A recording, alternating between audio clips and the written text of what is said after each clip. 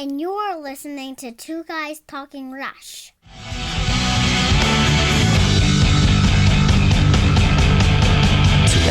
Guys are talking rush two guys talking rush two guys are talking rush two guys are talking rush two guys.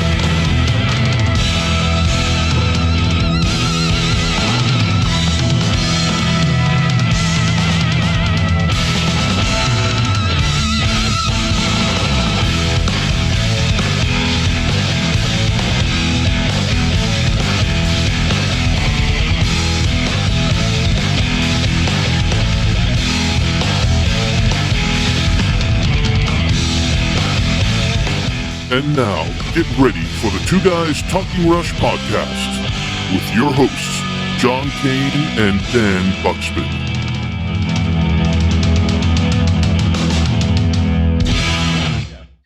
Daniel, may I tell you what happened to me? Yeah, because please. guys, I'm so sorry. I will have to leave at 6, but I have to tell you this story. Yeah, okay. Can you imagine the situation when the Neil Peart's books were published here in Brazil, and I was selected to be the translator?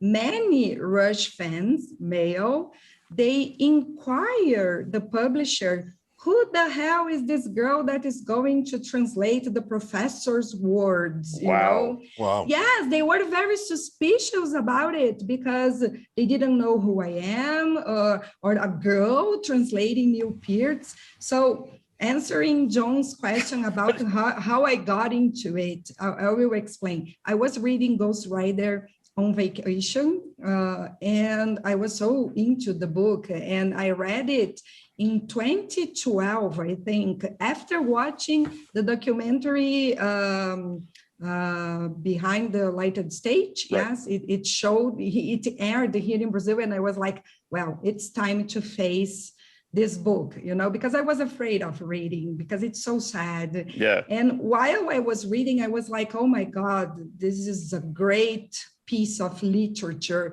They must have this in Portuguese so I can recommend it to my friends that didn't read in English. For my surprise, the book wasn't here in Brazil. And I was like, no, somebody must publish this book. So I sent an email to a publisher that I know that was specialized in rock and music books. And the guys were very happy to learn that the book wasn't bought yet. So they bought the rights and they asked me, Candice, are you a Rush fan? Are you a translator? I was a translator already. And they said, do you like to take a test to translate this book? Yes, of course. So I passed the test and I started translating it in 2013. And today, it's the 7th anniversary of the launch of Ghost Rider here in Brazil. It's a bestseller. It sold many, many copies for Brazilian parameters. Right. And now we've published Ghost Rider, Masked Rider, Far and Away, Roadshow, Traveling Music, all these books I translated. And I was fortunate enough for the first books I translated, Ghost Rider, Masked Rider, Far and Away, and part of Traveling Music, I could exchange some words with Mr. Peart.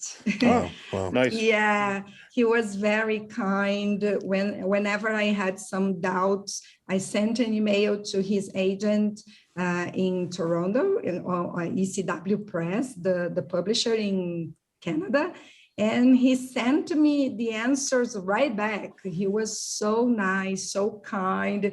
And sometimes he laughed on the email because some of the cultural things are very difficult to explain to Brazilian people. For example, in Ghost Rider, he was in Alaska and he talked about snow and the different types of snow that was in the roads.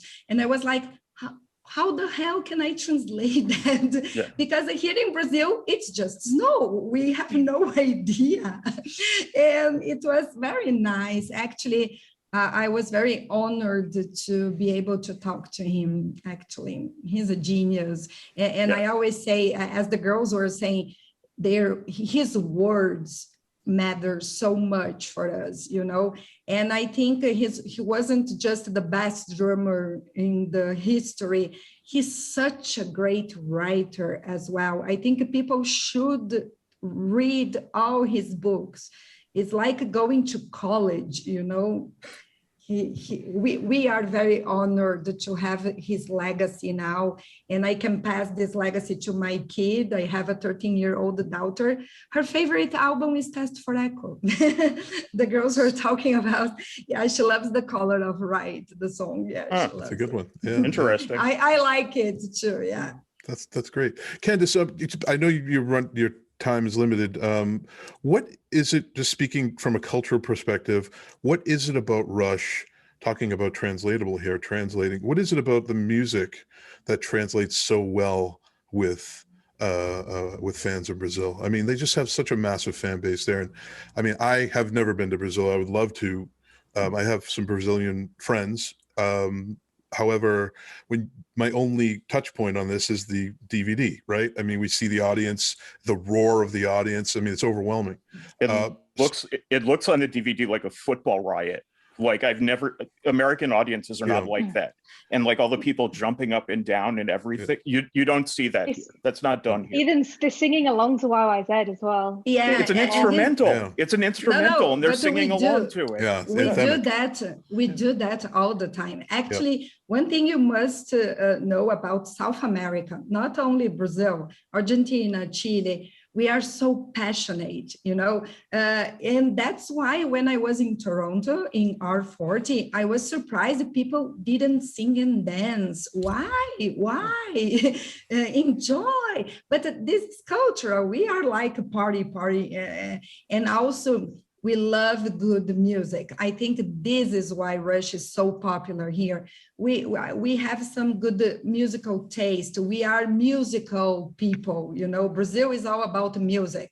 And when the music is good, of course, we will relate to that. Yeah, but about the lyrics, we can translate them. So we had the sleeves. How do you call that? The booklets? I don't know. The part of the vinyls that have the lyrics. The insert. Yeah. So we had that, and we translated Rush songs. And I remember Rush in the 80s, the late 80s and the beginning of the 90s. Both Presto and Roll the Bones were so popular. They were on the radio all the time here in Brazil, all the time. Huh. So very popular. You have no idea. No, I don't. It's different. I don't know. I think maybe our DJs, they were better DJs than American DJs because they always liked Rush a lot. American radio has really gone downhill. I mean, there's not that much freedom. We hear the same rotation of crap daily. I love radio, but unfortunately, it's a fail right Rush now. Played on the radio all the time, so that's why. And I think we were waiting for so long for them to come here. That's why you see that war. Yeah. And when we go to Rush tribute bands, concerts, and gigs, people do the YYZ thing all the time. They sing along, and people think, "Oh my God, the Brazilian people is crazy." But we are crazy about rock. Yeah, that's good. That's very good. It's good crazy. It's good. It is good crazy. Yeah. So most of writers here have dabbled in writing, and or it's part of their lives in some way. So thinking in terms within the context of Neil's efforts and his mastery of the language and storytelling, what is it about Neil Peart that might just kind of touch you? Maybe beginning with Melanie, does his work inspire you in some way? Kind of a stupid question, right? You love Rush, so it's going to touch you in some way. But I was a writer before I became a Rush fan, but definitely when I discovered Rush and started paying attention to the lyrics. But I discovered Rush at age 20. Before that, I was listening to Aerosmith and Sabbath and Led Zeppelin, and I wasn't really into the lyrics. I was into the music. So this was a switch for me. And I was really connected to it because the first thing I started out writing was poetry. I started off a poetry writer, and Neil's lyrics are so poetic. And even just, I get joy. I don't even have to listen to the music. I could get the liner notes and just start reading the lyrics. And it's just amazing just to read his words for the songs. And the way he also writes, I like to call it the economy of words, because I'm also a journalist where you're trying to find as few words as possible to say something. And he can say so much in very few words. Yeah. And that really inspires me as a writer, as an editor, to try to get an idea across with as few and as meaningful words as possible. Yeah. A difficult task at times. Meg, what about you? Your perspective on Neil Peart and maybe his inspiration on some of your, I know you're a poet as well. Meg. Yes, sure. Yeah, thank you for asking me. I would say definitely, and I'm not the first person here making this point, I think, is that I think that the musicality, for sure, I would say women and just listeners in general relate to. But I definitely remember sitting in that living room in London in that summer, reading the lyrics on the insert, and I was definitely struck by them, and I really kind of felt like, wow, this is really like having a nice conversation with somebody about feelings or an experience or even a social or political idea, and sort of not being afraid to sort of challenge the intellect of the person, but not talking down either. Just a conversation with someone who respects your intellect. And and I would say, just when we were talking a little bit earlier about love songs and personal songs, I always kind of felt like, well, sure. In those songs, there were one of my actually favorite Rush songs is Panacea, which is a very poignant relationship song that I sort of think is being akin to Fleetwood Mac's Landslide, kind of same idea. And I kind of feel like, sure, there's lyrics in there about love and personal relationships, some of them also written by Geddy and Alex. And well, within there's also lyrics about all kinds of other things. And that's one of the reasons I, if you will, I kind of think of Rush as almost like the thinking woman's rock band. It's you're having a conversation and you can still rock out. You can think big thoughts about big ideas and still rock out. Cool. Well, thank you. Emily and Charlotte, you're both writers, right? This was not planned, by the way. Honestly, it was not. I told Dan, I'm like, you realize that we have a room full of, Teresa, I'm not sure if you're a writer or have a writing background, but that would be incredible if you said you did. Just because I'm taking writing. I'm taking in school screenplay writing. Oh, wow. Because of this podcast, this morning I was writing a short story that's due tomorrow. Wow. And it inspired me. So I have the story. It only has to be 100 words. I'm so excited. Anyway. That's wonderful. Well, hey, everything, the cosmos is speaking. But Emily and Charlotte, how has Neil's work inspired you all with your craft and what you do? Oh, well, I wouldn't say the publication I work for at the minute isn't exactly Neil Peart level or standard at all. Sure. I wouldn't. Definitely not. But for me, it was always, as much as I admire him as a drummer, and of course I understand he's undisputably the greatest drummer in the world. And for me, that's it. But whenever I tell people about Rush, whenever even when I tell my boyfriend, because my boyfriend's not into it at all, even the first thing I say is it's the lyrics for me more than the music. It's like what Melanie said. I've always been into Sabbath and Led Zeppelin, but for me that was always about the music and the metal music. But for Rush, it was always the lyrics first for me, because I just think they're so poetic, and I love how he can do a mixture of he can do the emotional stuff and he can do the metaphorical stuff, but then he can go off on these wild tangents like 2112, where he talks about the temples of Syrinx banning music in the year 2021 and 2112, and just that kind of thing. But yeah, I think it's definitely when I was at school, songs like Subdivisions and that kind of thing really spoke to me, because I was, like Emily said, we were never the cool kids, and we'd often get picked on for our music taste. That was something that some of the classic school bullies had latched onto, that we liked old men music, and that was the thing that we'd get picked on for, you know. Well, looking back, obviously, they just had nothing else to think of, but yeah. Cool. I know you were saying that the publication that you worked for is like not really amenable to like sneaking in Rush lyrics. I get that. But do you find though that like Neil Peart's writing style, which is so economical, just the execution of it inspires you? And like you're not necessarily trying to write about Xanadu, but you know, his turns of phrase and, you know, just little things like that in my writing, it makes it in. And it's not something I'm thinking about at all. It's just, I look at it and it's like, oh, I didn't mean to do that, but there it is. So, do you find it sort of sneaks in that way? I always remember when I was doing my GCSEs, which is that's kind of our final high school exams. Like that's what you do to finish high school, to graduate high school. I actually wrote my English essay on Neil Peart because we had to write about someone who inspired us. And it was just a top of the cuff thing. It wasn't something you could revise for. They just gave you it. And I wrote like 4 pages just on Neil Peart and just like breaking down all of his songs. And it turns out my English teacher, her husband was a massive Rush fan. And she was getting on to him. And apparently she just said to me, like, my husband was just saying, a 15-year-old girl wrote this. Like, no, it can't be. That's wonderful. She says it was like one of the favorite Arctic essays, even though she didn't like Rush, she was just really intrigued by what I was taking from his songs.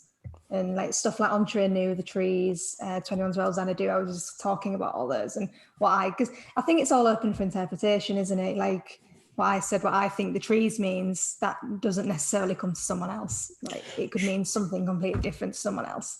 Charlotte and Emily, who's the bigger Rush fan? You don't want to do that. You don't want any part of that. I'd say we're very same level, but also very different. Like, for example, Charlotte's a much bigger fan of the very early stuff, things like Hemispheres, Moving Pictures. I'm not saying I'm not a fan of them, but I really love things like Power Windows, Signals, Presto, things like that.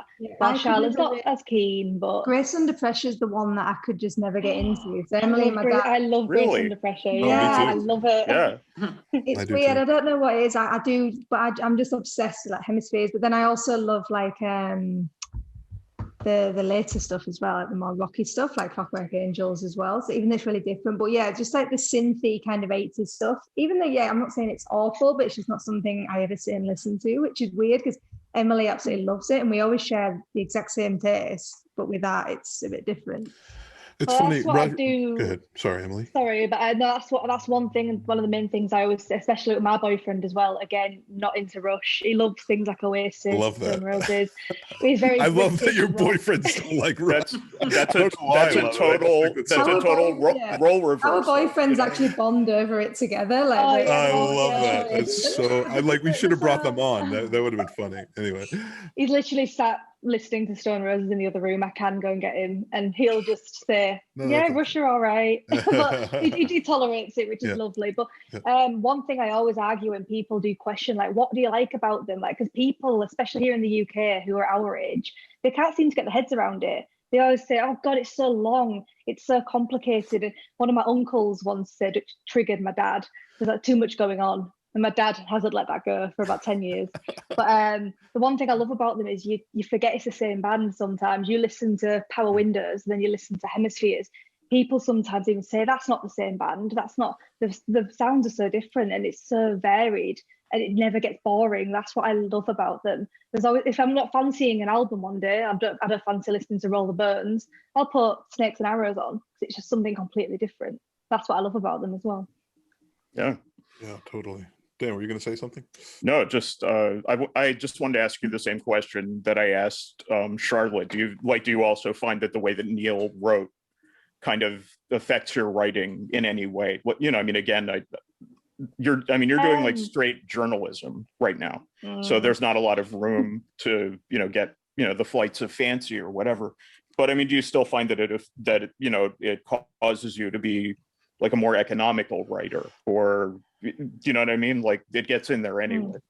Well, 100%. With my writing now, I feel when it comes to the influence from Neil's writing, that was definitely more apparent when I was at university, when I was doing my dissertations and really long-winded essays and articles, and I loved that. But with my current job, I feel the quality of my writing, I'm so obsessed with everything, just the standard of it being perfect. Well, in comparison, I've done some editing with some of my colleagues, and the way they just throw articles together, and you can tell they don't even fact check anything. It's just sloppy.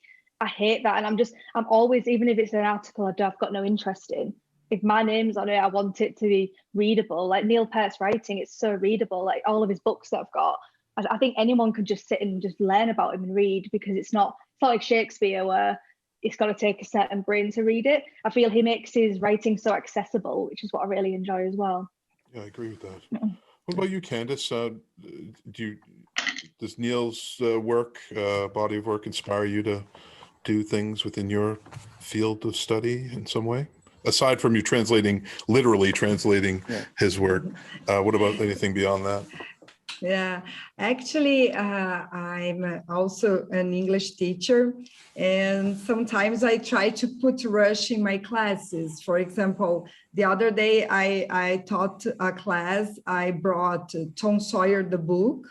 I spoke about Mark Twain, and then I spoke about Rush and MacGyver, because it was related to. I want to take this class. And the lyrics of Tom Sawyer was so inspiring to my students, teenagers, because they were like, yeah, we are modern warriors and things like that. Yeah. And yes, actually, how can a person not be inspired by Neil Peart, Getty, and Alex? It's impossible, because they are so good in what they do. And also they are so humble. When you read Neil's books and you see how he struggles with his perfectionism and his worries about being at the top of his game and keep going, it's so inspiring, actually. It's an honor, as I said. Cool. Has anybody ever been to RushCon in this panel? You have, Teresa? Well, RushCon is an all-female-led organization, right? What was and we've had some folks that have been on, and some of the leaders of RushCon on the show. What has that been like for you, a RushCon? I have yet to attend one, but I'd love to. The first one was 2001. And I saw the ad on my computer. I was doing something, Rush Convention in Toronto. And it's like, my people, I'm going to go be with my people, the first of its kind. So I went to Toronto in 2001 for the very first RushCon, where Jillian, the lovely Jillian, now RushCons are all with big screens, and we do these competitions on stage. The very first RushCon, we had flip chart paper and handwriting. I mean, to see the progression. We were in this big warehouse, the very first one, and maybe 80 people. And just the feeling, the love, the connectedness of being with my people, our people who get it. And we went to a tribute show, and there was 3 bands, one from Brazil. That was very exciting. And then the last one was in 2015. We all gathered in Los Angeles for the final show, where we were filmed on the bus and we're in the documentary. There's like a 6-second shot of my face in the documentary on the bus going to the gig at the Forum. And then we went to Canada in 2016 because that was the premiere of R40. So we're all in a theater. Alex's mom, Getty's mom, Howard, everybody's there in the theater, and the film is going, and I see myself on the screen for 6 seconds, and about 50 of my brothers and sisters scream my name, Teresa. I couldn't believe it. I had no idea that when I was on the bus, it was real stuff. But after that movie, we all walked out in the lobby taking pictures with Getty's mom and Alex's mom. We're all crying because we know it's done. The reality, we're done, which is okay. it took me some time to get over the grief and the reality, but it's not about me and it's not about the fans. It was like it was time for him to be done. Bottom line. Thank you. But yeah, Rush cons are super cool. And those 5 women are rock stars, to put it together. Well, totally. So, we're sort of debunking this myth and sort of peeling away the layers. And if we really want to peel away the layers, it was a woman who discovered Rush, right? I mean, say it again. It was a woman who discovered Rush. Donna Halper discovered Rush. So it's because of a woman that we actually have Rush. And Donna's been such a generous guest on our show and my personal life, and she's just a fabulous human being. So any memorable Rush stories? Does anybody have that one story that they can share regarding the band, or maybe something at a show, or anything, or something that sticks with you driving down the highway, your song comes on and just a feeling of elation? I mean, that's Rush does that for me. Anybody want to share a story that they might remember? I guess the biggest one is Geddy signing his book in front of me. Mm-hmm. That's the first time I've ever met any of them in all these years. Never had a meet and greet. Wasn't important. Going to Los Angeles, meeting friends, and in line with my book, and there he is. Nice. I bought a gift for his wife. He got a kick out of that and giggled. That's nice. He signed the book. We fist bumped. I looked in his eyes. He looked in my eyes. And I just said, thank you. And just sobbed, as all of us did. It was cool. Yeah, and then I've gotten gifts from the stage from Alex. He puts a guitar pick in my hand and goes to the dryer, looks at me, gets a shirt out, kneels down to give me the t-shirt. That was Vapor Trails when the dryers. So those little moments mean everything, but they're not the most important. It's the song after song after song. The 3 hours of that is more important than a 3-second relationship, but those were special. So thank you.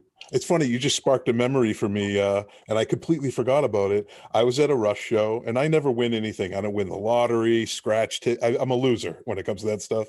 So I was at a Rush show, and I got smacked in the face with a shirt. I thought I got punched in the head. I was turned my head. I'm like, thump, and I scored the shirt. Like, wow, I won a shirt. Like, coming from the stage, I couldn't sleep for the next 2 or 3 nights because of it. Who had another story that they wanted to share? I have one because Candace. I have it to go. I will tell the story and thank you very much for say being goodbye. Here. Yes. Well, my story is this. Imagine that you love a band so much, and then you have to write an email to your inspiration, to your guru or something like that, and you are so afraid of making a mistake in that email. So I remember I spent a whole day writing an email to Neil Peart, and I was like, oh my God, how can a person like me write to a person like him? Well, it was so hard, guys, because I had to ask some questions about the Ghost Rider, and when I received his answer 2 days later, only 2 days later, he was so fast. And he started the email, Dear Candace. Oh my God, Neil Peart called me Dear. There, that's it. And then I read it, and the signature, NEP. Oh, he's really him. It's really him. And I was like, thanks God. That's why I studied a lot in my life, because one day I could speak to Neil Peart, exchange emails with Neil Peart. So I think it's wonderful. Yeah, I'm so honored. And here in Brazil, everybody says, Candice, do you have an idea how lucky you are? And I am, yes, I know. I consider myself one of the luckiest people ever. Yeah. But it was, and he should be missed, but we have his work. His literature is so great. So if I have a message to your listeners, is this, guys, go find the books, read them. You're going to understand the album so much better after you read the books. You know, every line, every lyric, it's there. He explains almost everything. So, and you get into his mind, and it's such an honor to be part of this fan base. Thank you, guys. Thank you, girls. Keep rocking. Candace, before you go, what are your top 5 Rush albums? Oh my God, this is not a question you ask to people, but we ask everyone who comes on the show. Okay.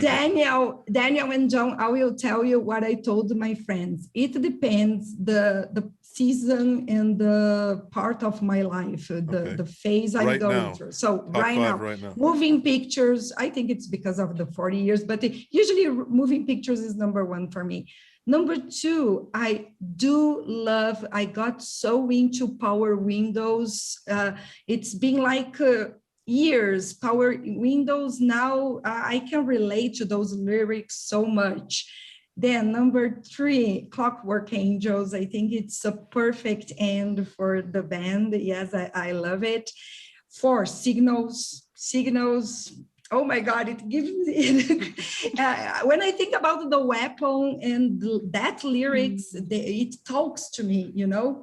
And now number 5 is a surprise for many people, but Vapor Trails is one of my favorites. I know Rush fans are like, we don't like it. It's not so good, the production. Yeah, I know. But guys, if you read Ghost Rider, you're gonna listen to that album so differently. I told Donna Alper that I think Vapor Trails is like a cubist painting by Picasso, you know? Right.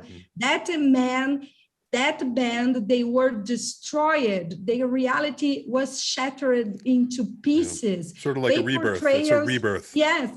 Vapor Trails was, they were trying to put the pieces together, and you listen to that rawness. Yeah. If I may. Yeah, you may. Vapor Trails is brilliant. The original mix is excellent. I don't know what anyone is talking about. I connected with it the second it started. And, the production is a little like overloaded is the criticism, but they were going through so much pain. It comes through a lot better, because it's kind of an angry mix. Exactly. It's a very emotional album. And, it took a couple of years for me to find out, no, this album is actually bad.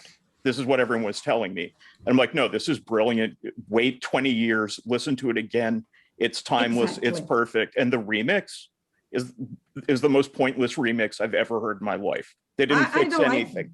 The original. Yes, good. Yeah, guys, and I'm just giving you advice, okay? Read the books, okay? Read both Ghost Rider and Traveling Music, and then listen to Vapor Trails again. You're gonna change your mind. Kisses, guys. Here in Brazil, we say goodbye, giving kisses and hugs, Have fun, guys. Thank you very much. Bye-bye. Thanks for coming on the show. Bye-bye. Thank you. Sorry, I had to throw that in there. Just anytime Vapor Trails comes up, I get instantly like, I could tell. Yes. If I could, because I will have to leave too in a moment, but I guess the moment story, if you will, that I would share is that in October 2012, this is the concert that Donna Helper and I attended at the Garden in Boston. And as I mentioned before, we were actually we were not only at the meet and greet, but we were sort of tooling around backstage and had actually nice chat with a lot of sort of crew members and folks like that behind the scene.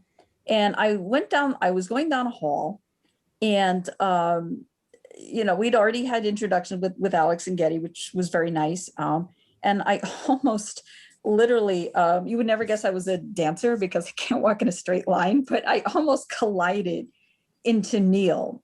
And my immediate thought was, okay, I can do one of two things here. And the thing that I'm going to choose to do, because I know, certainly I've been reading this person's lyrics and listening to the band's music all these years, that does not put me in a place to to intrude on what is just at this moment a guy walking down the hall. And also knowing what an intensely private individual Neil was. And I thought, well, I think the best thing to do right now, actually, it's like the Zen thing to do is if you love something, the thing to do is not to do it. And I just let him be and gave him his space. And I know that there are people maybe listening to that who will say, that's not a very empowered woman thing to do. You should have run right up and shook his hand. And that's what empowered women do. They get right up in people's faces. And I would say, no, the empowered, compassionate, understanding woman respects the fact that in this moment, this person is just a private citizen. And the dialogue that you can have is through the lyrics, through the music. And now, sadly, that he's passed away, and I'm a widow myself, so I relate to that very keenly. Now that he's passed away, it's like my late husband's poetry. When I read it, it's much like those lyrics that Neil Peart wrote. It's like, well, we're still having a conversation. Nice.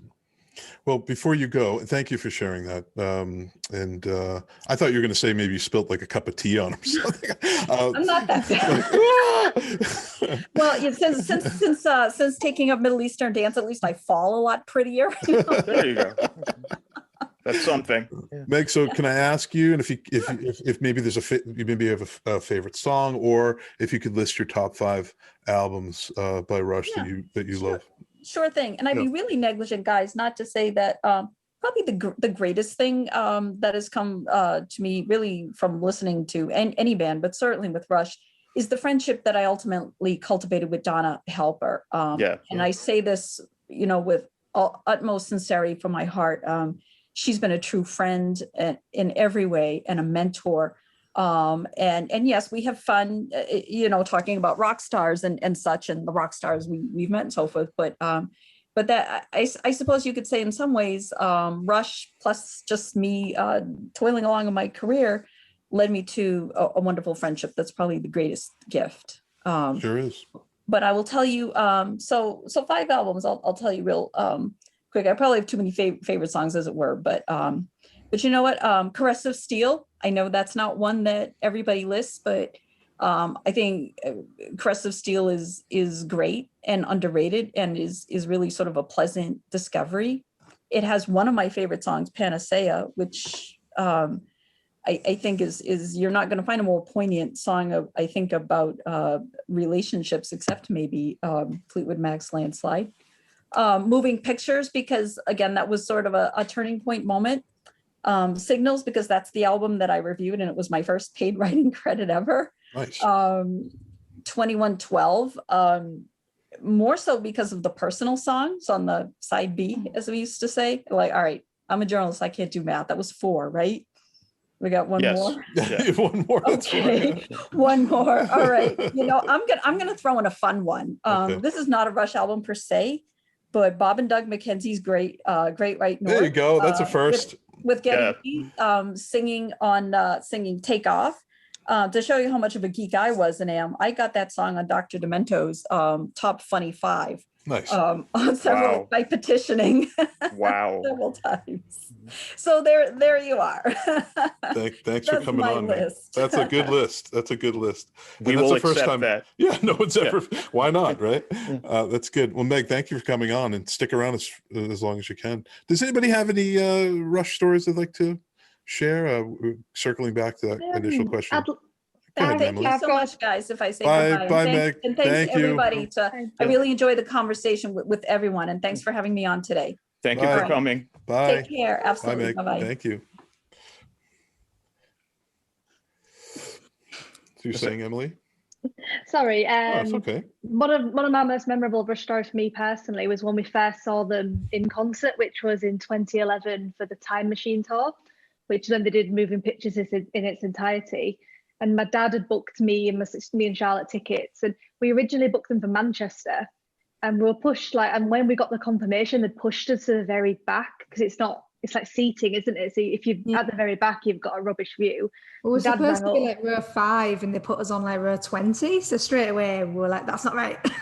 Yeah, so my dad rang up and this woman just said, oh, it's sold out, but she looked at Sheffield, which is a bit closer to us, and she's like, oh, there's 4 tickets on the front row if you want them. So he's like, yes, so credit card, pay for them, yes. Nice. And that was literally, still to this day, was literally the best night of my life. Wow.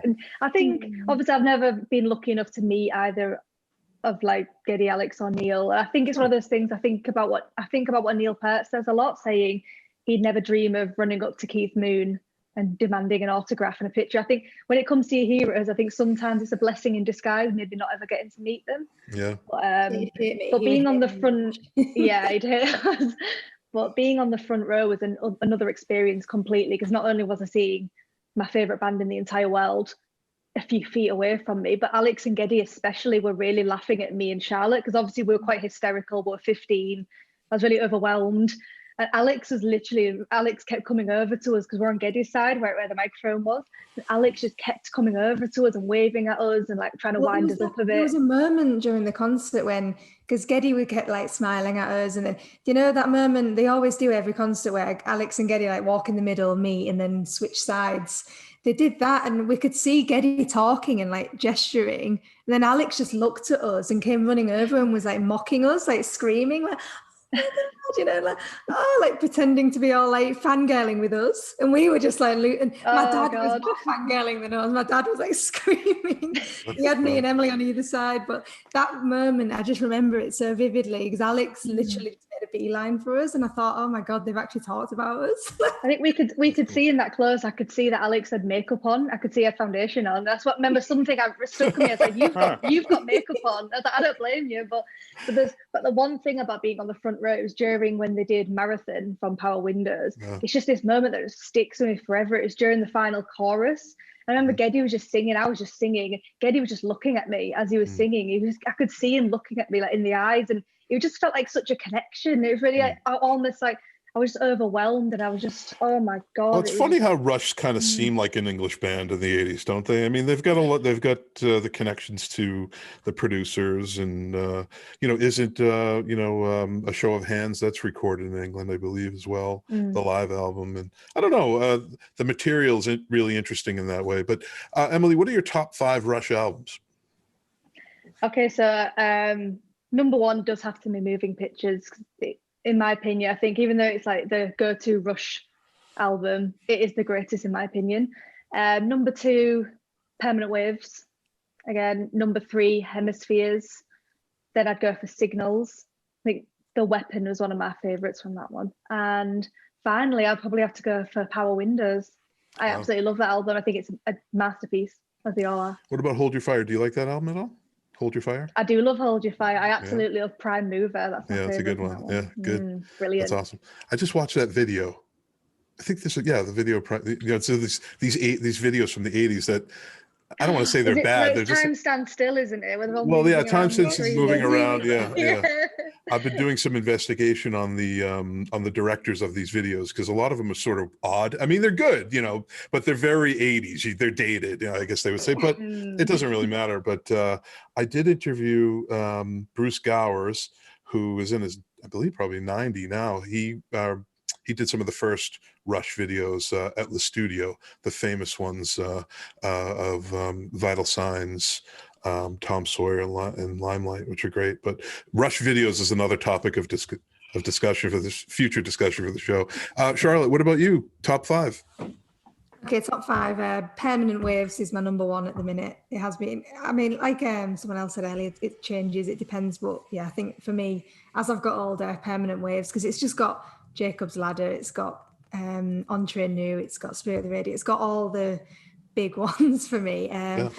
Number 2 is probably 2112, because you can't go wrong with it. Every single song on that album, I can listen to the whole thing just going through. It's like my running. I've started running. I'm the lockdown cliche, and 2112 is the thing that gets me to doing half an hour running, because I know the first song's at least 20 minutes just done.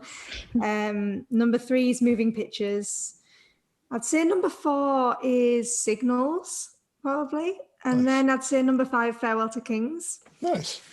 That's a good like I said, I like collection. The early stuff.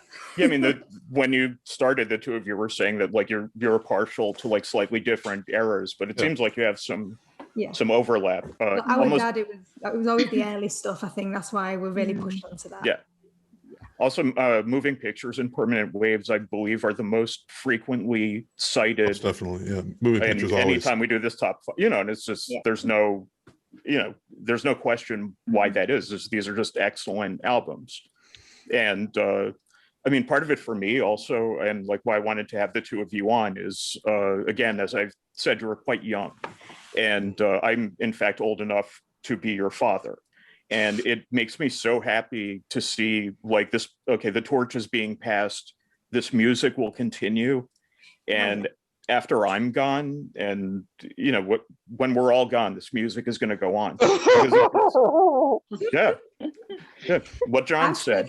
If I ever gotta go. They're going to be Rush children, like they're going to be brought up on Rush. 100%. Even if it takes them till they were like 13, 14, because like I said, for me, I was brought up listening to a mixture of Wham by my mum or Rush by my dad. It was a very different thing, but I was never into music till I was 13. So I think it's one of those things, even if it takes years, I think it's just timeless. I think Rush will carry on. Yeah. Well, things got that bad when we were about 10. I remember having my dad had a Hold Your Fire catalogue, like a mint condition, and me and Charlotte drew on it. We drew like mustaches and hats on them with felt tip. And I remember my dad blowing up, and my mum explained why dad was upset because it was personal to him. We destroyed it. We literally drew all over him. You guys were like one big happy Rush family.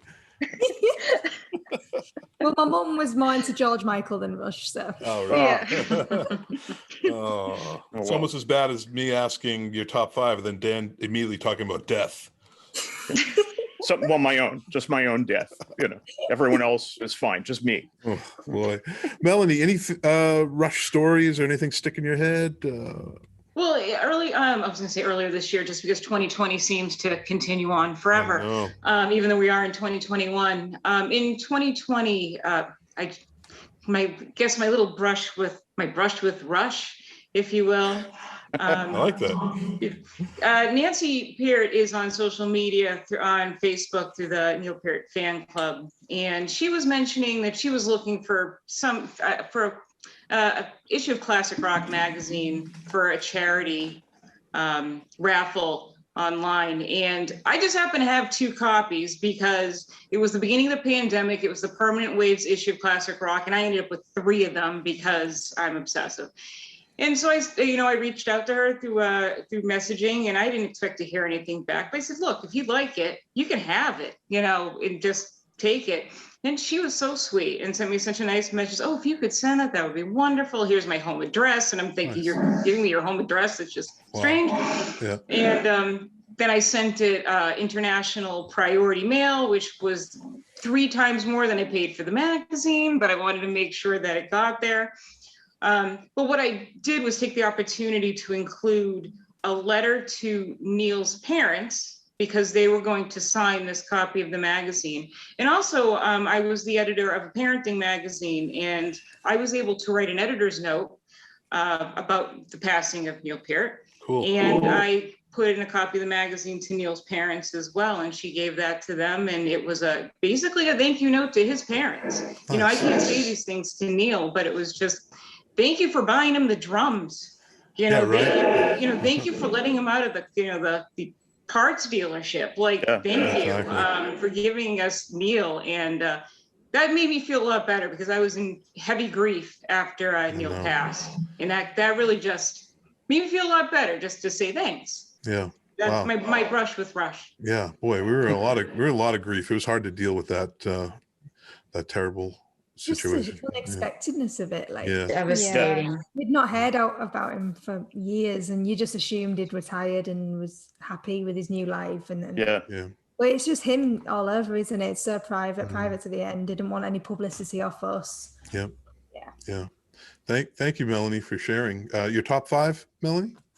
I got a top 5 with an asterisk. My favorite is Grace Under Pressure. Me too. Awesome. Bill, you're an 80s kid, right? So I am. It really reflects, every song on there reflects what at least I felt as an 80s kid, the fear of nuclear war and just the, stabilization of the world. I was terrified of nuclear war when I was a kid. I was terrified. I know, like, and Cold War, right? So like, I forget that sometimes, and then I remember, I'm like, wow, I was like afraid to go to sleep. I think, Me too. I totally was. I saw the Day After movie, and that was the biggest mistake. Oh, that was horrible. Yeah. Oh my God. So Grace Under Pressure brings me back to that time, and it's just so well done. It is. And then I guess, really in no particular order. Well, actually, no. Permanent Waves is number 2. Signals would be number 3. Moving Pictures, and that's 4. Oh, yeah, I did have an asterisk. I guess maybe I don't have an asterisk.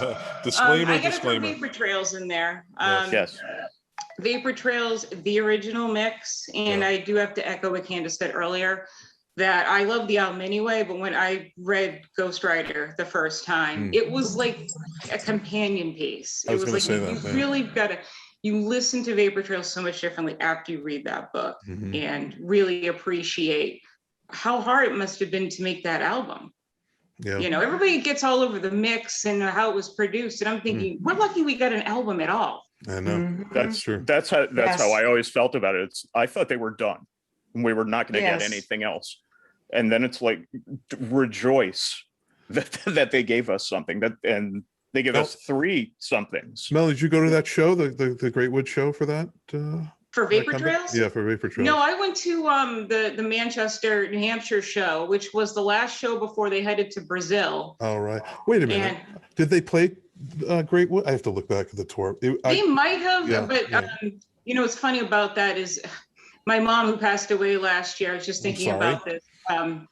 The other day, is that one of the best things she ever did for me was for the Vapor Trails tour, which was, I didn't have any money. I actually didn't have any Rush fans as friends. And so I was just thinking, I'm going to miss this. This is something I've been waiting years for. I didn't think they were ever going to get back together. And she paid $75 for a very good ticket and just slipped it to me. And the night before the concert, and said, go. And go by yourself. There's nothing wrong with a woman going by herself to a concert and enjoy it. And that was just one of the greatest gifts that she gave me. It was, and she never understood, God rest her soul, never understood my obsession with Rush. So for her to give me that ticket, I know she understood at least how important it was to me. Good for her. She was smart, because you know what? Going to shows alone is kind of fun. I mean, you really can't talk to somebody right next to you. You're there to see the show. It's so, why do we feel like we have to be with, people at shows? I like going with folks, but I always went to shows by myself. I actually enjoyed it much better in many ways. No responsibility, and I like to bounce around the auditorium and see if I can steal a seat or something. Thank you, Melanie. I'm curious, we sort of grew up in the same area. Did you ever go to Stairway to Heaven in Boston? No, I didn't. I missed out. Oh, you did? Oh, okay. Yeah. You're a Newbury Comics person? I'm a Newbury Comics person. I just didn't have friends at the time that were willing to have those adventures. It wasn't until I got to be older that I'm like, screw everyone, I'm going by myself. And that's really been, you don't want, like, I'm going to a Night for Neil in November by myself. And that's not something that I would have done, 10, 20 years ago, but it's exciting. I can plan my own, little trip, and you don't have to wait for anybody to go with me. Melanie, did they confirmed a Night for Neil? They did for the third time they've rescheduled it. It's on November 6th. It is. Where's the venue? It is in St. Catharines, Ontario. Oh, okay. It's very small auditorium. Okay, November 6th, you said. Yeah. Okay. There's still tickets, I believe. Yeah. I'd say that's a huge downside to being. It's a huge downside to being in the UK as a Rush fan, because there's not much events for Rush. Like RushCon, I think the closest RushCon once was in Scotland. And that was like, and I checked the date, and it was like 10 years previously. So I was like, there's nothing in the UK, nothing for Rush fans. It's rubbish. We've had Rush Fest. Steve Brown from Rush Fest Scotland on the show, but I don't know how big Rush Fest is. What's it, Emily, Charlotte? This is an opportunity for you to start a UK RushCon. I mean, just go do it. You'll pull in lots of Rush fans. Got to just do it yourself. Got to represent. You have to represent. Right? It'll just be me, Charlotte, and our dad in a field. In a field. That's funny. Teresa, Yeah, go ahead. There are quite a lot of Rush fans in the UK because we've been to Download Festival and Sonisphere Festival a couple of times. And there's loads of Rush t-shirts everywhere. So it's like we have lots of them, but they just never come out until the it's like they're coming. Yeah, it's like you're in hiding. It's like when we pulled up to the Sheffield Arena to see them, there's just Rush fans everywhere. And 15-year-old me was just like, I've never seen so many Rush fans in my life. That's not my dad. And there's just obviously a lot of them were men. There was loads of we were like the only women. Well, we were teenage girls at the time, but I think we saw like 2 other women, and it was just men. And a few kids. And the kids clearly didn't know what was going on. Like a baby with a Rush onesie on. I'm like, yeah, he's not a Rush fan. I know more Rush songs than him. Teresa, what about you? Any one memory or just something that sticks out in your head? Did I already ask you that? Did I ask you that already? I did. All right. Did I ask you your top 5 yet? Okay, good. That's it. All right. What's your top 5? It's, of course, Permanent Waves, my very first. Yeah. I love Power Windows, perfect album. I love Counterparts, Snakes and Arrows, and Hemispheres. And they revise, but Permanent Waves, Power Windows, Counterparts is always there. Nice. Always there. Yeah, Counterparts is a great album. Counterparts is great. So just to kind of lead us out of the show, and thank you all for coming on to Two Guys Talking Rush. What is it about Rush's music that speaks to you? What is it? If you were to sort of just in 1 or 2 sentences, what is it about Rush that makes you the biggest fan ever? There's so much, but 1 or 2 sentences. It's their integrity, their consistency. They're constantly redefining, rediscovering their sound.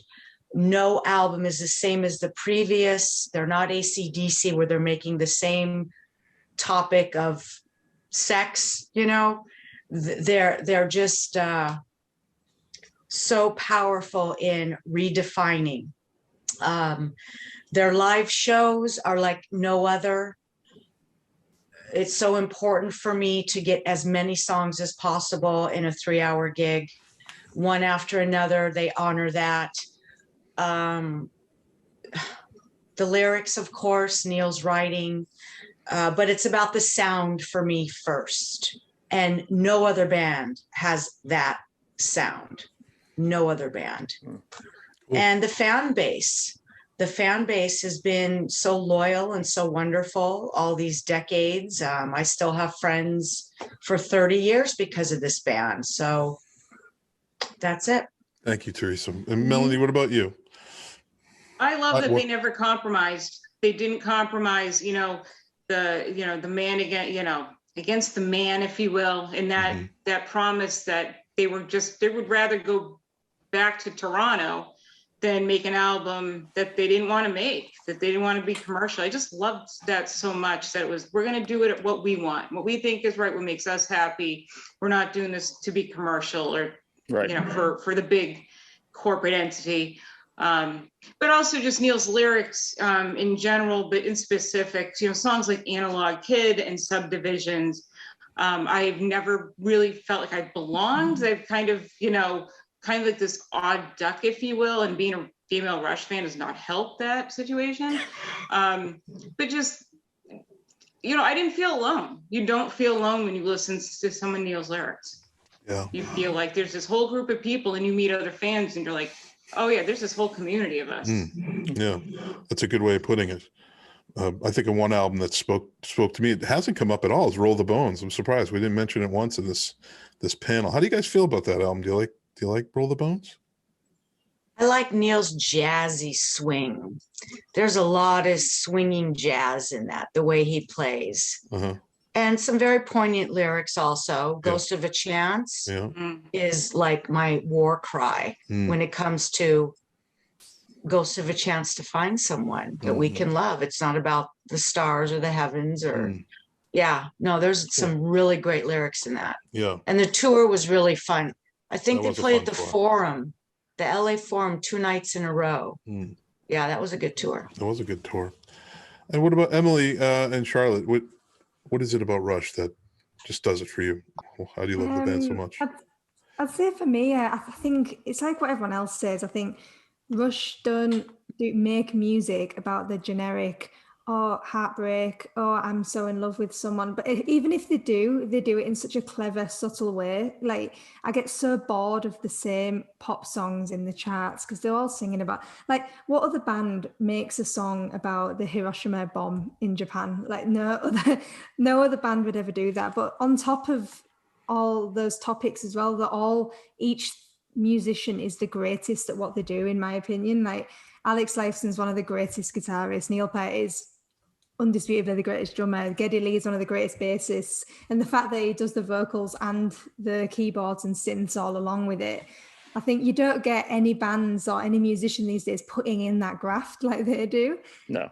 I feel like there's no half-heartedness with them, and they're not just throwing in a bit of auto-tune or, oh, let's just put some, extra computer music on top of it. Everything is so raw what they do, and I just never got that with another band because, it's like what was said earlier about it. As much as I love bands like AC/DC as well, you just can't compare them because AC/DC, some people would call them quite basic, and they've got that same basic thing that they go along with, even though they're brilliant and it's great rock and roll music. There's such a different depth to Rush, which I've literally never found in any other band or musician. And I don't think I ever will. I think this is the best it'll get. I think music's peaked, in my opinion, and that's it. Interesting. Yeah. Thank you, Charlotte. And Emily, what about you? Why Rush? Pretty much, I think I've like a double what Charlotte just said in terms of the musicianship. The musicianship's another level I've never heard before with anything else. And especially when it comes to music writing, obviously you get bands like Black Sabbath and Led Zeppelin that are the legends, especially like the British legends. And a lot of people argue to me, say, oh, but Black Sabbath have written just as good songs. But I always say Neil Peart didn't need to be on a 3-day drug bender to write an iconic song. Like, it's common knowledge that Fairies Wear Boots, a brilliant Sabbath song, was written because Geezer Butler was high as a kite. That's literally, even though I'm not disputing that at all. But I'm just thinking Neil Peart didn't need that. He just went and sat alone for a few days with him and his brain. That's it. But it's also one of those things, again, a big argument. I've had a lot of debates, especially when I was at university, with lots of boys who were into their big rock bands, Rush are crap and stuff like that. And the argument that would always get thrown at me, oh my God, yeah, but this album sold this many. How many did Rush sell? And I'd always say, but look, what I love about Rush, they're not there to be the biggest album seller. I don't care that, like, especially my boyfriend, he does it all the time. Oasis sold this many. How many did Rush sell? I'm like, who gives a shit? Oasis. It's all everyone bursting out laughing at that. No, that's ridiculous. Oasis. It's like Dan hates Oasis. These are really good thumbtacks. They sell very well. So this is better than Rush. It's like it doesn't work that way. No, you have two different things. But I say Rush were in the game for 40 years, not to make money and be the best. They're in the game because not only do they love what they do and they're passionate about it, they want to keep being better. Like Neil Peart was an absolute perfectionist, and he even say in his interviews that he'd come from a gig and it was obviously perfection. And he'd be saying, I was so angry with the way I played Tom Sawyer. I was so angry with the way that went. And I'm just like, you're literally perfect. But in his head, he isn't. But that's what I also love about him. Obviously, I'd be like Charlotte said, they are all the best at what they do, in my opinion. I don't think it has peaked. Unbelievable. I don't think anything is ever going to be better than them, personally. Yeah. Thank you so much. And that was almost an opportunity for Dan to unleash on his hatred towards Oasis. However, I do like the first few albums. I think the first two albums are great. They've got some okay songs. The first album's great. No, for me, it's just that the comparison is wrong. I know it's not. The comparison. Well, completely. The comparison doesn't exist. It does not exist. Oasis was successful off like football hooliganism. That's and that's why people want to go see them, because they'll have a scrap. They might fight. They might have a fight tonight. Very catchy music. And I feel Liam Gallagher alone is the reason people like them. And I admit I follow Liam Gallagher on Twitter, and he is hilarious, but I don't think it's hilarious. That's the point. He's a punk. Oh yeah, it's no. He is a punk. Yeah. They're from Manchester too, right? So they're really big here. There's some credibility there. Obsessed with him. Yeah. They just annoy me. I'm sorry. Let it out, Dan. Have you guys interviewed Terry Brown yet? We're trying. We've interviewed Stephen Taylor, who mixed and engineered Presto, and Roll the Bones. Wow. We've had a lot of the crew on, from monitor mix engineer Brent Carpenter, Scoville, who toured with them front of house for a few years, Brad Maddox, who's toured front of house a few years, Howard Ungerleider has been on. We're making our way, sort of getting behind the scenes with stuff. But we have a wish list, like I said to Dan, even if you were to ask who that wish list is, it might not even be Getty or Alex. However, if they did come on the show, we wouldn't talk about Rush at all. We'd talk about like recipes, their favorite guacamole recipe. It's sort of like, what else is there to say, what are you possibly? Yeah, Sorry? Exactly. Other stuff. Yeah, absolutely. Yeah, totally. It's like, what are you possibly going to say to them about music? That was really good. I mean, what are you going to, It's not going to work. No. It's, I have wanted to articulate to them so many times what they've done for me. And, they've pulled me out of some really dark times in my life just with the music, So, it would make sense that I would want to talk to them and thank them for what they've done. But, they're not that kind of people. And that's not why they're doing it. Neil was famously solitary and famously, was not seeking the spotlight in any way. And I forgot, Meg, I'm sorry, what she was talking about before about wanting to respect what kind of person Neil is and not bother him, because that's really what he's put out there.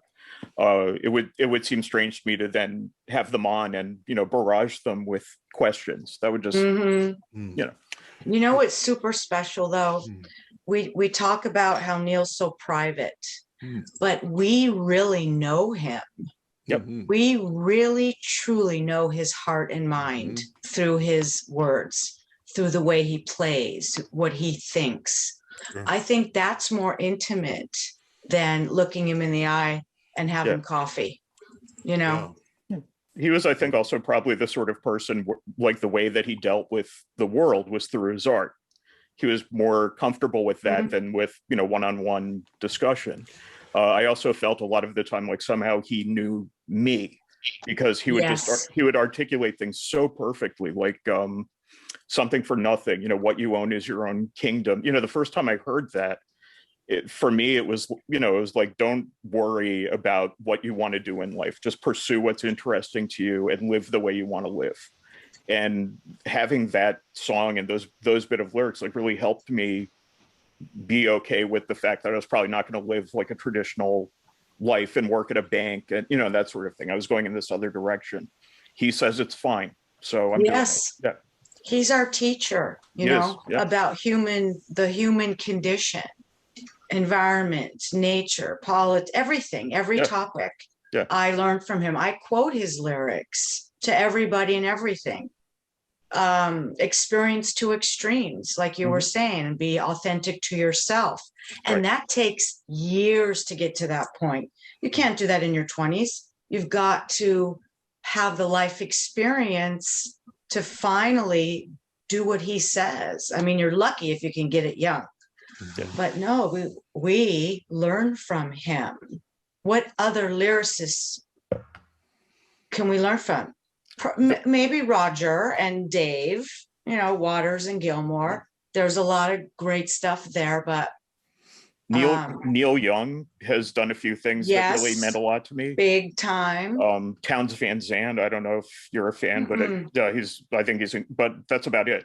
It's those two guys in just Neil. a small little handful. microcosm. Yeah. Right. In terms of lyricists, I think Jeff Lynne from Electrolyte Orchestra. Yes. Oh, yes. Very good. I name him as like my second favorite band ever. I absolutely love him, and he's so intelligent. He reminds me of Neil in a sense. He's so intelligent and he's so humble. Oh, and then you choose the artists who Neil inspired, like Dream Theater, like Godsmack. The song Serenity is from Godsmack, is to honor Neil. It was inspired by Neil Peart, the song Serenity that the lead singer from Godsmack wrote. Porcupine Tree, all these little you know, There's it's just a going to go on band and we've on. had on, Why Not? Have you heard Why Not yet? Yes, I've seen that. I saw their very first gig. They're very Their good. very first gig out here in Los Angeles. Yeah, they're excellent. She is amazing. She is. Yeah, Rocky Cooner. Yeah, she's great. Oh, They're really nice people, super they talented. are Just very humble. good music. Rocky can sing her ass off, by the way. She's amazing. The whole catalog. Yeah. Yep, yeah, totally. and I don't want to not mention Tim, the other guys too, because they're Tim also Sarachi, Billy Alexander. They're up to the right level. Definitely. But Rocky in particular has a musical theater background that I find works really well with the music of Rush. And you would never think that, but when I was in high school, a lot of the musical theater people were also huge Rush fans because they loved that Geddy kind of sang in this sort of theatrical way. That was just surprising to me. I thought that they would be a lot more about technique, but yeah, that was that. Yeah. Well, I just wanted to say thank you all for taking the time and being so generous with your stories and reflecting on a rather significant issue as it comes up a lot in conversation with regard to Rush and these myths and lores about Rush and their fan base and of course when I was younger liking Rush, I mean I also liked metal, classic metal as well. I also loved Rush, and there was a duality there of style and taste. And of course, all of my friends shamed the hell out of me for liking Rush, especially 80s Rush. I mean, no one got that, in the 80s. Listening to 80s Rush is like, you might as well be on the moon, right? Listening to something, but total isolation. But, that's sort of what we like to talk about on our show. And, thank you for, joining us on Two Guys Talking Rush, Two Guys and Six Women. Talking Rush. Yes. That's great. Thank you for having us. Thank you so much. Yeah. Absolutely. Thank you very much. Well, thank you, Emily, Charlotte, Teresa, and Melanie. Thank you, ladies. How awesome. I want to find you on Facebook now. Yeah. Can we all be part of the tribe now? Sure. Yeah, add us on Facebook, definitely. Yeah, okay, good. Cool. Glorious. Bye, guys. Thank you guys. Have a good day. Bye, guys. Keep rocking. Nice to meet you guys. Bye-bye. Thank nice you. To meet you all. Bye-bye. Bye. Well, there it is, Dan. Episode 42 wrap up with the Women of Rush Part 2. What'd you think of that? I thought that was a great show. They were all great guests. They all said very interesting stuff. There was another one of those shows where I could have kept going forever, easily. Yeah. It's interesting to hear when we get, with the first, we had one episode was Women of Rush, and we were able to get different perspectives there, but there are different perspectives with each group of women too, which I really enjoyed. The new stories, new ways of these stories being told, and just our guests on this episode, which is so super intelligent and really kind of dug deep on what Rush means to them and why it's important to have their voices heard, and how they interpret the band is entirely different a lot of the time. Also they're representing 3 continents. We had 2 people from North America, 1 person from South America, 2 people from Europe, and that's pretty crazy that you can get people from that many different places, different ages, all of it. And, there's just this one point, this inflection point that they all want to be part of. I don't know that they would all have the same things in common if this were a show about like sandwiches or, or Molly Hatchet. I don't know if they would want to be on such a show. Yeah, exactly. Sorry, Robert. Yep. The show's dedicated to Robert. Yeah, and Molly Hatchet. There it is. Well, well, there we have it, folks. Another incredible episode of Two Guys Talking Rush. My name's John Kane. I am the delightful Dan Buckspan. And what can I say, folks? Rush rules.